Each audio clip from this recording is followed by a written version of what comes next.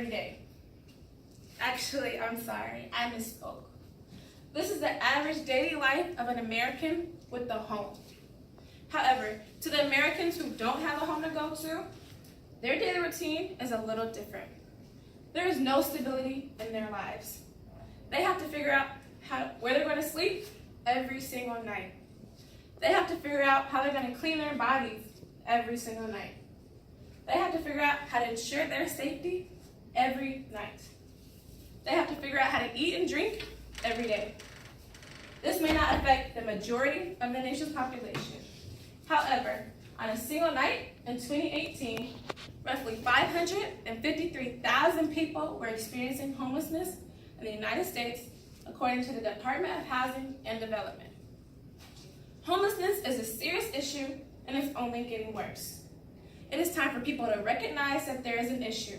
It is time for people to make a difference. Essentially, every night, over 500,000 people do not have a home. It doesn't take a lot to make a difference in someone's life. One small act can greatly improve another person's life. I don't know what it's like to be homeless. However, I truly care about the homeless and just want to better their lives. Throughout my speech, I will tell you what it's like to be homeless. I will also provide examples of how society makes the homeless issue worse and how it can alleviate some of those problems. First, let's define what homelessness is and all the different kinds of shelters that will house them. Homelessness is defined as not having a home. There are, however, many types of homelessness. There are people who sleep in shelters and those who sleep on somebody's couch. There are those who sleep on the street or are constantly bouncing from house to house. There are types of housing that help all of these people. Including these shelters, there are many other different types of shelters. There are shelters for veterans, there are shelters for adults, and then shelters for minors. There are family shelters and halfway houses for people who just got out of jail. There are even shelters for the mentally ill. Each one of these shelters specifically help the ones in need. Yet the homeless crisis still isn't lessening. I'm going to read you a couple of testimonials from homeless people all over the nation. One man described, "It's less important to most people that you be somewhere safe or with a bit of shelter from the weather than it is that you be where they don't have to see you. Most of your interactions with people, such as the police, who in normal life you consider to be concerned primarily with your safety. When you're homeless, are more about making you less inconvenient to others." One boy detailed, "Scariest part was knowing that once the sun started going down, I had to lay low and find a place to crash for the night. Walking the streets of Muskegon, Michigan after dark is awful, especially when you're young. People try to rob me, take advantage of me, sell me drugs, which I took, then follow my whereabouts, chase me just for fun. It was awful." The homeless is composed of so many different types of people: veterans, mentally ill, women running from abusive relationships, runaways, and people who suffer from addictions. However, what most people don't know is that a lot of homeless people have jobs. The federal minimum wage is $7.25. This means that an average person who gets minimum wage and works 40-hour weeks will make $1,160 a month. This amount of money is not a livable wage, especially if you have a family. A livable wage is the minimum amount of money a person needs to make to meet their needs. Society is always saying, help the homeless. But one of the main reasons we have homeless people is because the federal government doesn't require livable wages. Another big issue is cost of living. It goes hand in hand with minimum wage. The cost of living in America is really high, especially in the higher populated areas. However, a lot of people can't afford to live in the cheaper cities because it is not close to their job. Let's give Atlanta for example, because it is the highest populated city in Georgia.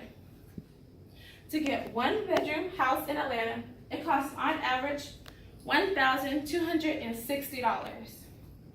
However, that same bedroom would cost $860 to $870 in every other single part of Georgia. That fact alone can make somebody who makes minimum wage homeless. A living wage in Atlanta for one person is a little bit above $13 an hour. If society wants to seriously make a dent in the homeless population, one of these factors, minimum wage or cost of living, needs to change. Next, I want to tell you all a story. Seattle has the third highest homeless population in America. The city has been trying to find ways to combat it, but has only worsened. However, the mayor of Seattle finally found a way to stop it. Amazon has provided thousands of jobs in Seattle, and the mayor wanted to tax a multi-billion-dollar company $275 per employee. Amazon rejected this tax and in turn threatened to stop construction on this tower in Seattle that was going to generate a lot of revenue for Seattle. So the mayor ended the tax. I told you all this story not to talk bad about Amazon, but to illuminate a point. We as individuals are limited in what we can do to help the homeless. We can donate a little bit of money and help at food banks. However, businesses and corporations have much more resources to help the homeless. I think another way to really assist with ending homelessness is for businesses to start facilitating change. Lastly, I just want to describe a few ways that we can show respect to the homeless. Most people are guilty of thinking less of homeless people or even dehumanizing them. People have called the cops on them, thrown trash at them, and even hit them. These are still people. They still deserve respect. It is said that so many people in the United States are one paycheck away from being homeless. So showing a little compassion and understanding shouldn't be that hard. One way is to offer to buy them a cup of coffee. Or if you see them in the cold, offer them a blanket. Or if you see them in the rain, offer to give them a ride. When I was at work one day, we had a few homeless people sitting in the dining room. Normally we have to ask them to leave if they're not buying something, but because it was so cold outside, our manager decided to let them stay. This is one way we can show compassion and respect to the homeless. We have discussed what the homeless go through on a daily basis. We have also discussed how society increases homelessness, but have also discussed how they can facilitate in ending it, especially businesses. Lastly, we have discussed how to show respect to the homeless. Now that you know more about the homeless and know ways to combat it, I hope you will seriously consider joining the fight to end homelessness. Volunteer at a soup kitchen. Donate to shelters. If you see somebody on the street, ask them if they need some help. If you see somebody in the rain, offer an umbrella, or better yet, offer them a ride. Do something to help somebody else. Charles DeLint, a Canadian writer, once said, "I don't want to live in the kind of world where we don't look out for each other. Not just the people that are close to us, but anybody who needs a helping hand. I can't change the way anybody else thinks or what they choose to do, but I can do my bit." Thank you.